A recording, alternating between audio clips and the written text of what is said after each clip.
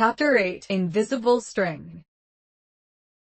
The office was a vault of glass and shadow. Outside the floor-to-ceiling windows, the New York winter was beginning to close in. Julian sat behind his desk with his mind far from the shipping files on his screen.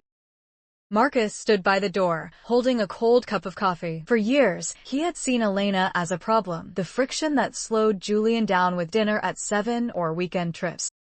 To Marcus, Julian was the perfect catch, sharp, focused, and successful. Unlike many men in their circle, he didn't waste time on casual flings. He was disciplined and kept his private life quiet. On the other hand, Elena was just ordinary. Marcus had never understood why Julian had been so into her in the first place. He had truly believed that a divorce would finally make Julian an unstoppable force the company needed. He had been right about the focus, but wrong about the consequences. Marcus looked down and scrolled through his phone. The London acquisition team is asking for a grace period on the final audit, he said, not looking up. Julian didn't look up from his monitor either. The deadline hasn't moved. Tell them I want the revised projections on my desk by morning. Marcus sighed. I'll tell them. But if they start quitting, don't say I didn't warn you. He had never thought he would miss Elena, but the realization was settling in like a glitch in the system. He still thought she had been a distraction, but he was starting to understand that the distraction had served a purpose. Instead of leaving, Marcus sighed again. He began to walk round and round the office, hovering in the space as if waiting for a version of Julian that no longer existed to reappear. Julian finally glanced up, his patience at an end. Do you have anything else? If you're tired, Marcus, go home, Julian said. I would, Marcus countered, but you've assigned enough priority tasks to keep me here until Tuesday. I'm just saying, for someone who finally got the space he wanted, you look miserable, and you're making the rest of us miserable along with you. Julian didn't answer. He went back to the screen. Marcus shook his head and retreated. He still didn't like the way Elena had softened Julian, but he liked this relentless version of Julian even less. Once the door clicked shut, the silence returned. It lasted less than 10 minutes. The heavy oak doors opened, and Beatrice Thorne stepped inside. Julian's mother moved into the room with unhurried grace. She wore a tailored cashmere coat and surveyed the office with mild disapproval. Marcus looks worn through, Beatrice noted, taking the leather chair opposite his desk without waiting for an invitation. You're setting a frantic pace, Julian. The board prefers steady hands. I'm working, Mother. Did my assistant forget how the intercom works, or did you just walk right past him? The Vanguard Gala is this weekend, she said, ignoring what Julian said entirely. I expect you to make an appearance. Julian didn't look up. I can't make it. I'll fly to London tomorrow. Then fly back Saturday morning, Beatrice countered smoothly, rising to her feet. The Sterling family is at our table. Their daughter just returned from Paris. You've been staring at these walls for months, Julian. You need a distraction. I am not looking for a distraction.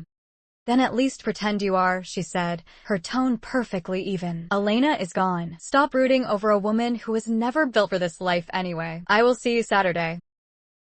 She left as quietly as she had entered, the heavy doors clicking shut behind her. Julian sat entirely still, never built for this life. His mother's words lingered in the quiet room. He thought of how exhausted Elena had looked toward the end of their marriage, worn down by the constant expectations. But the recent memories were worse. At the bakery, she looked fragile, her hand trembling as she reaching for a pastry. At her design presentation, he'd watched from the back of the room as she leaned heavily against a table, a cold sweat on her forehead. Was she actually sick? Was she hiding it from him? Julian stared at the blinking cursor, but the numbers no longer made sense. He shifted his tabs, his fingers moving with a mind of their own toward the Thorne family insurance portal. He was looking at a digital notification on his monitor from a clinic in the West Village. For months, he had fought the urge to know her life. He had hired a security firm the day she moved out, an impulse to ensure she was safe. But as the reports arrived, he found he couldn't open them. He has not moved on yet, still adjusting to the silence of the Connecticut mansion. However, the thought of Elena being happy without him only made his own discomfort worse. Julian told himself it was discipline. He had eventually ordered his assistant to dispose of the files, refusing to look at the photos of a life he was no longer part of, until the bakery, and then the presentation. He had seen her twice in the last week, and both times, she looked not well. He was convinced she was sick. He feared the stress of the divorce, and moving out was finally breaking her health. Julian finally logged into the Thorne family's primary insurance portal to see if she had sought medical help. Technically, the policy shouldn't have been active for Elena anymore. His lawyers had advised him to cut it months ago, but Julian had delayed the paperwork. He told himself it was an oversight. In reality, he couldn't bring himself to sever the last invisible cord connecting her to his world. He bypassed the dry logs and went straight to the recent claims. Provider: West Village Women's Health. Reason: prenatal diagnostic.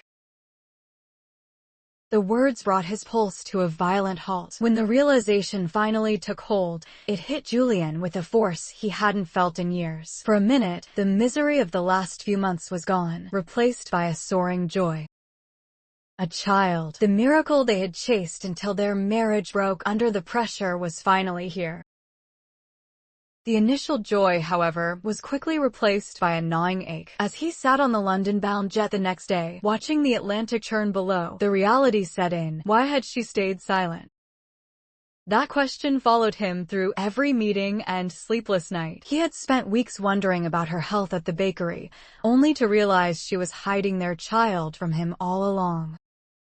But by the time his flight touched down at JFK, the why didn't matter anymore. The resentment and the confusion were still there, swirling in the background, but they were eclipsed by another impulse. He was finally back. Whatever she thought of him, whatever secrets lay between them, he just needed to see her.